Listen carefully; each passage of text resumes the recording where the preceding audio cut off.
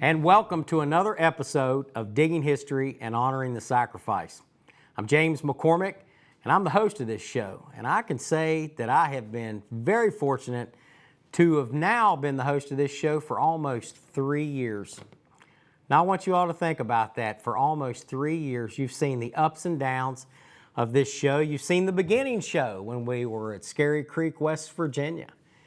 And we started to bring you both 2 parts to that series, and some of you all say that that is one of your favorite shows.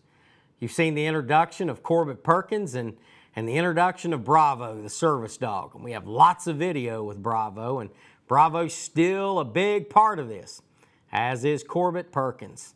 But I wanted to talk a little bit about the whole focus of the show. Now, today's show, you're going to see some videos from Bald Head Island. Now, we went down to North Carolina for our second trip. And, the whole purpose of the trip is to bring you a vision or a view of some place that maybe you've never seen before or didn't even know existed. That's another big important part of this show. Not only do we get the therapeutic value of being out as veterans digging and locating this stuff, but we also get a chance to bring something cool to all of you viewers out there, the schools that are watching, the younger children that are watching. You know, I can tell you, teachers that are watching this, I would love to be able to come in and to talk to your students about some of the fascinating facts and historical, significantly historical issues that would really bring history to life in your classroom. That's another part of this. But most importantly, it is about telling the story of people that lived long ago. And our trip to Bald Head Island is going to be no different. Now, I will just tell you that it was a rough time there just because of the weather. The weather's starting to heat up. You're starting to see an increase of ticks. You're starting to see an increase of briars and undergrowth that makes it difficult to navigate, especially on an island that is pretty much primarily covered with briars and vines and you name it. But you know, when you're out there going through that, it gives you an appreciation for those that navigated it many years ago. So what is this place, Bald Head Island? Let me give you a little bit of a spiel on Bald Head Island, and then we're going to go into a couple other things. Bald Head Island was significant to the pirates in the early 1700s. And I can tell you that when Blackbeard was holed up at Bald Head Island, there were a lot of other things that were happening there. Remember, we were a British colony at the time. So we had a British colonial base that was there on Bald Head Island. If you look at some of the history, after 1776, actually in 1776, the first amphibious assault in the history of the American military was conducted on Bald Head Island. And we got to go to some of those places, primarily underwater now, but some of those areas do exist, and we have found a few things from that time period. The other thing about Bald Head Island is during the Civil War, there was a Confederate base there, an artillery base there, that was essentially up and operating during the entire war. So those people lived on that island, and many of them died on that island. When you see things that have moved around and all of these mounds of dirt, that was all moved primarily by hand. Fast forward to the Second World War, when Bald Head Island became a training base for both amphibious assault training, but also for aerial gunnery. So we find hundreds and hundreds of 50 caliber shell casings that were fired by our young men and our pilots back in the day in World War II that were training to go to the Pacific or to the Atlantic. And those are pretty cool finds as well. And then you go fast forward to this time and period when Bald Head Island has become a wonderful vacation spot that you and your family really can't afford to go to. You can afford that trip. And it's not that far down in North Carolina. So we hope that you will watch the video and you'll be able to see some of the cool things from Bald Head Island. But a little bit more about the show. Digging History. You know, if you go back and you look at all of the videos that we've made and look at the areas that we've visited across this state and really around this country, understand that that's brought to you 100% free. That's right. You can go into a library, you can turn on this television show, and you can watch it. And let me tell you something, this is being provided as a volunteer thing from all of us that are doing this show. So when you see this, you don't have to question, well, how much did the state pay for that? The answer is the state didn't pay anything for the trips or for us to go out on these trips, but they do provide us with the library channel, with this studio, and the ability to be able to video that. And the one thing that they want you to do is to visit your local libraries, to come to your cultural center here in Charleston, West Virginia. It's one of the best in the country, and I've traveled around and saw many museums and many historical sites. And I can tell you the West Virginia Cultural Center is an absolute gem. And the library we have here, second to none. You have an opportunity with your local libraries, with your local here in the state, this beautiful museum that we have, this cultural center that just features everything West Virginia. If you have not made the trip here, please make the trip here. Schools, teachers, you know, sometimes the best trip that you can make is just right down the road to your local library and to teach your kids how to utilize those resources and how to study. Because every trip that we make out, we do a tremendous amount of studying. And it's not always on the iPhone and the computer. A lot of it is walking into libraries just like the one we have and my personal library in New Haven, West Virginia, where I go inside and sit down and I read a book or I check out something that I know is going to give me the information that I need to be able to get where I need to go. And what else is really cool is some of the historical documents that they have on microfiche and microfilm that you can go in and see from newspaper articles that go back 100 plus years. Those are also very wonderful tools that you can use, and just other great things that are occurring here because you have the West Virginia Library Commission and this wonderful television studio that brings you unique shows and opportunities for your fellow West Virginians like myself to volunteer their time to come here and to bring this to you. Lastly, before we go into the video footage from the field, I want to talk to all of you about some of the artifacts that we find.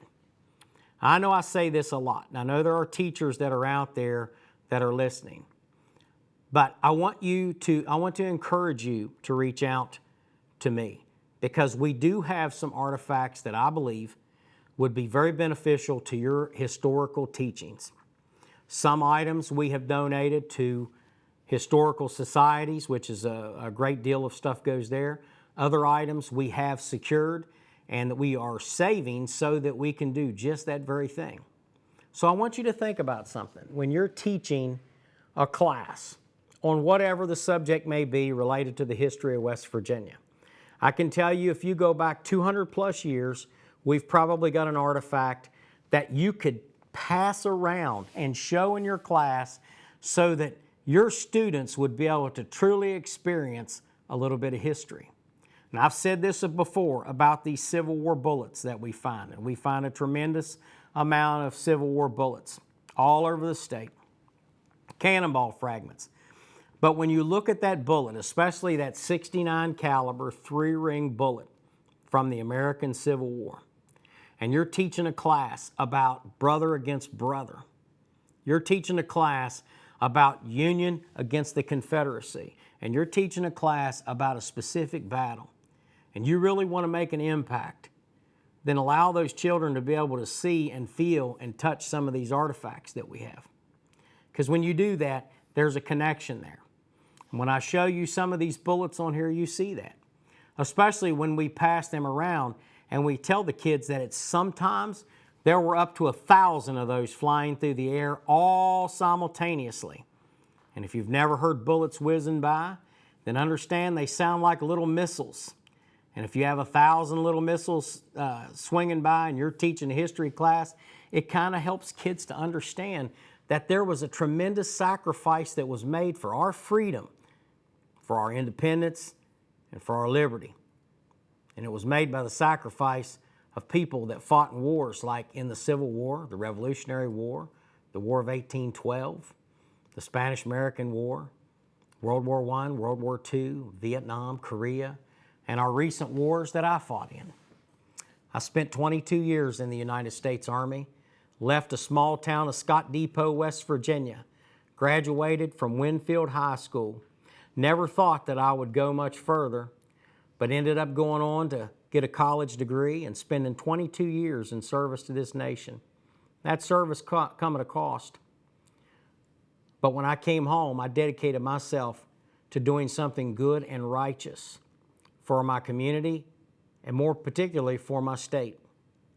And as I'm on this show right now talking to you to help you understand why we do what we do at Digging History, and we want to do this because we want you to fully understand that we're here for you, and we want you to appreciate what we have. And if you have any questions, again, have no hesitation in reaching out to me. Many of you have. Many of you have called me.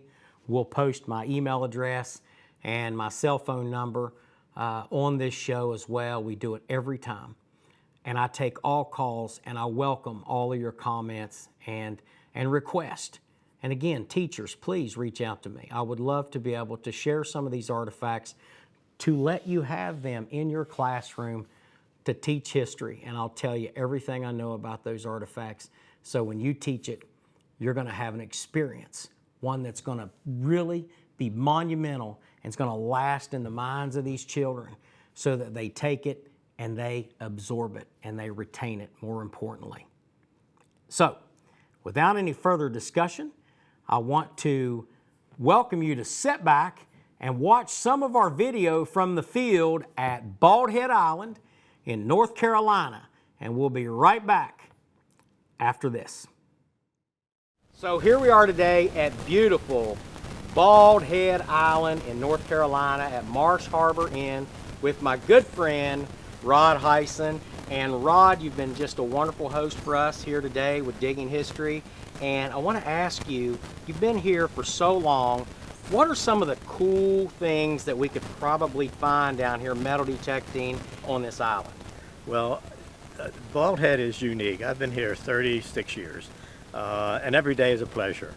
Looking at it from a history perspective, you know, we've had the pirates. Blackbeard used to hang his ship out right across the river here. And you know, of course, you know, we all know what Blackbeard did. He buried his treasure. Where did he bury it? Don't know. But you know, Bald Head is just Revolutionary War. You're going to visit one of the sites today where slaves were used to build a sand dune to protect the ornament, the stuff that they would put in place, the cannons. So you can visit that site, and that's really unique because it was used to prevent the blockade runners from getting into the river, and the beaches, you know, are just full and rich of the history of what happened in the waters. Sunken ships, pieces of them float up, armament, shells, and it's just a very unique opportunity to be able to dig a little bit and discover the history of Bald Head. So welcome, glad to have you. Good luck today, and I'm available if you need me. Absolutely. Thanks a lot, Rod. Okay. And keep watching on Digging History, folks. We're heading out on an adventure on Bald Head Island with the best mode of transportation available.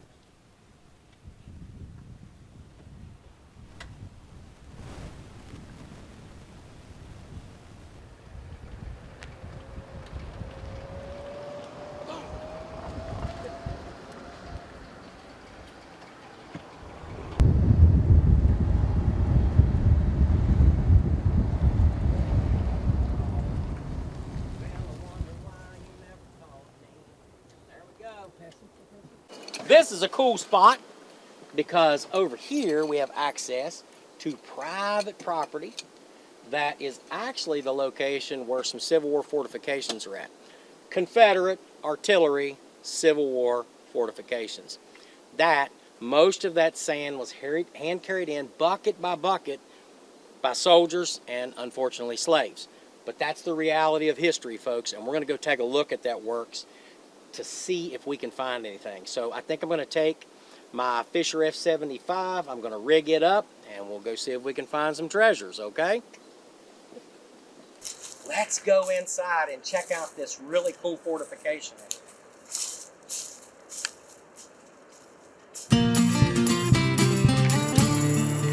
Everything's thick. You gotta wear bug spray. It's like a jungle here. Let me step right in here because, yeah, there we go.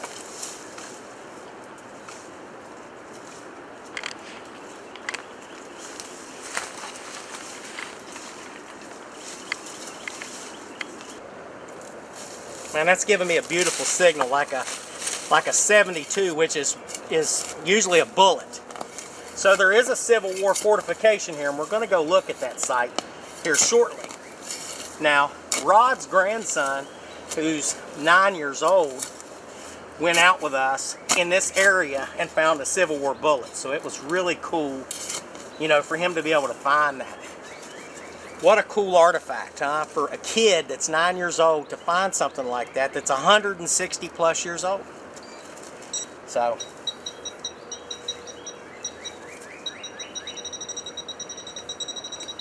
there's the magic.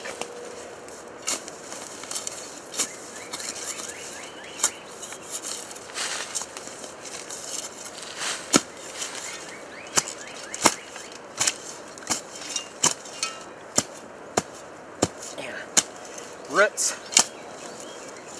are everywhere. Just get used to them.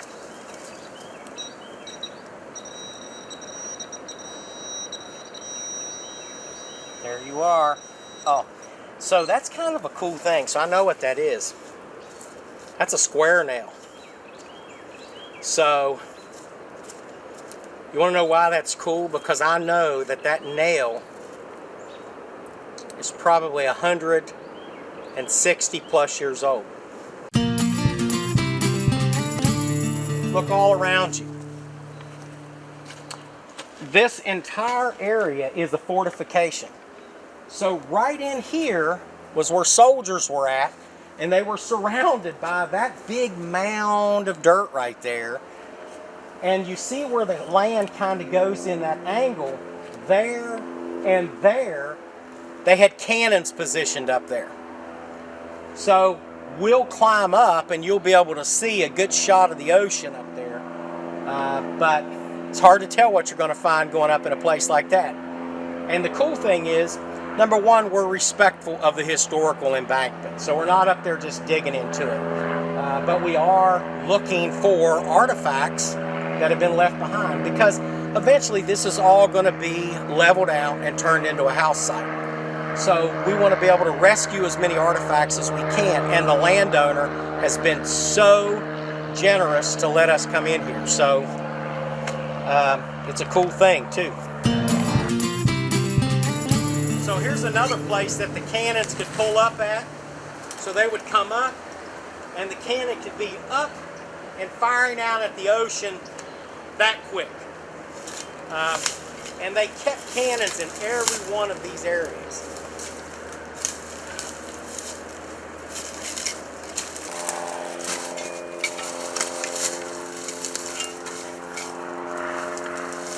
I just try to feel what it's like to have been a soldier here. And I can tell you right now it would have sucked, especially in the summer. Hot, blistering hot. That all these trees were gone so that they could see for the cannons to fire. So you didn't have much shade. Ticks, sand fleas, all of that stuff's crawling all over you. Plus on top of that, you know, they weren't fed properly, so they had a malnutrition issue going on here. And it was probably pretty miserable for them.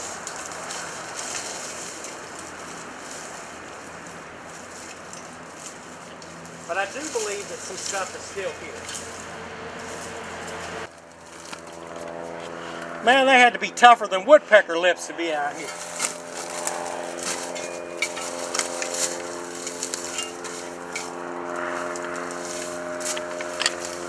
Come on, guys. I know you left something for me up here. Come on. That's going to be junk, most likely.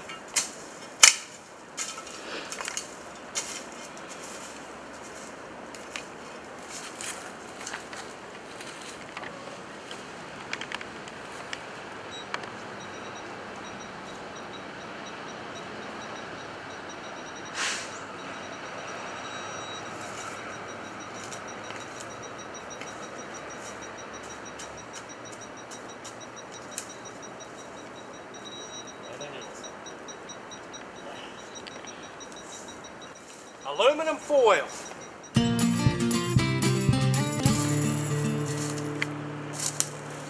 You know, this is the boring part. Now you're teaching people to be patient, because you'll just be going along and then all of a sudden, pop! About blow your ear off, you know? Because it's like something really cool.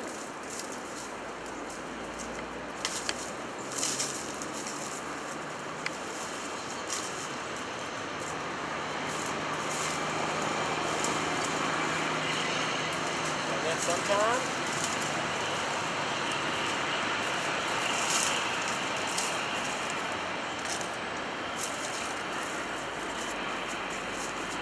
right. So these little twigs like this right here, when you hit those, sometimes it'll set your machine off. So you just got to get to know your machine, and then you'll know. Well, that's not an artifact. That's a, you know, I just hit a bush or a root.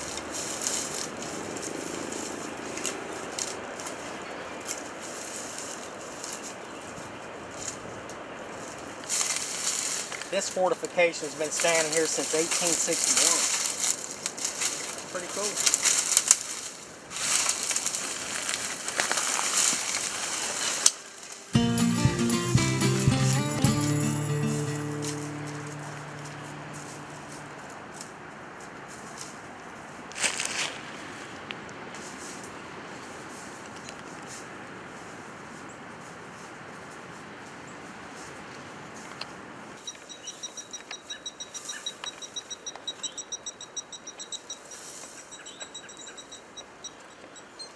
Okay, you.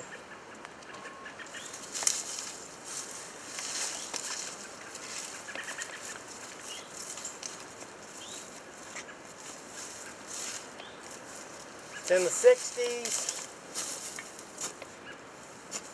There's a lot of World War II training that occurred here as well. So I have found a lot of World War II brass here, because most likely in their training they probably set up right here to train. So a lot of our young men that went to World War II, especially into the Pacific, and our airmen were taught how to do strafing runs here during the Second World War. So finding those kind of artifacts is cool too.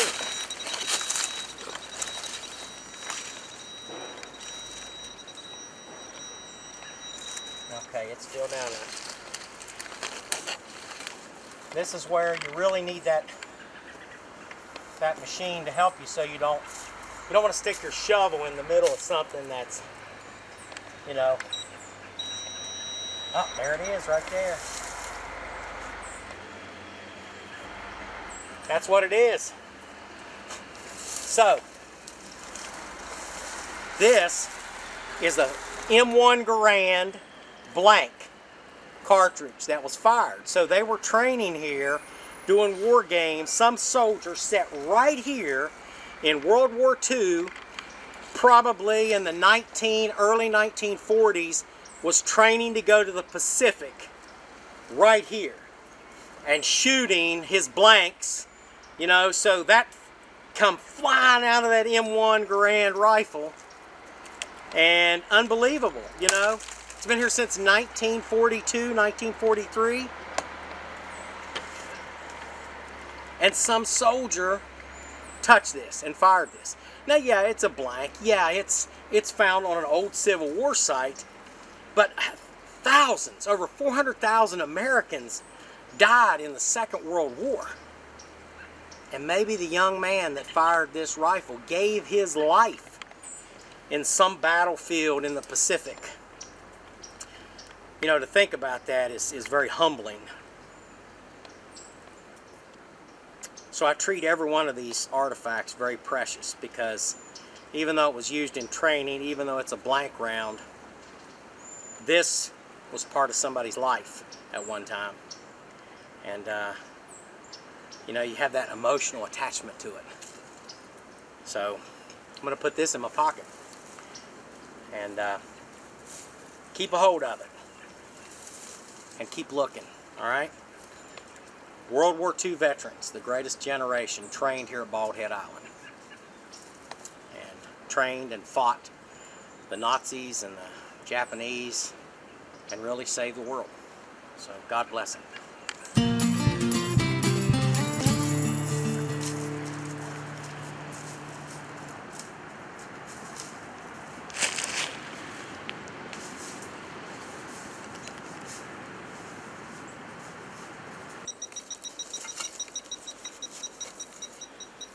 World War II history.